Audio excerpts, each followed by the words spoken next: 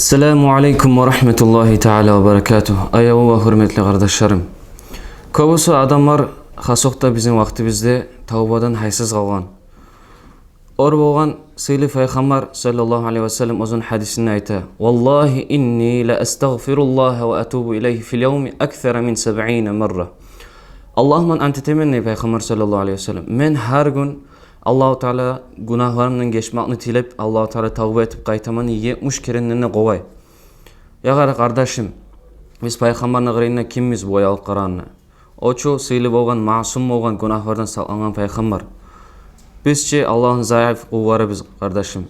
Bizim harabatı biz günahdan toğan, her tanışı biz günahdan toğan kardeşim. Biz yatağanla, geçe yatağanla biz bilebiz mi? Ertenge Allah-u Teala canımızını almayğanını, erten turağını bizim bilebiz mi kardeşim? Tavba etip yatayık. Günah ettin mi? Günahga tavba etip qaytayık. Allah-u Teala geçmeğini tileyik günahlardan kardeşim. Geligiz tavba eteyik. Allah'tan günahlardan geçmeğini tileyik kardeşlerim. Allah-u Teala kıyamet gün sıylı peygamberlerman, sıylı alimler, şahitlerman, sıylı firdavs cennetine girsin için bizim. Vesselamu aleyküm ve rahmetullahi teala ve berekatuhu.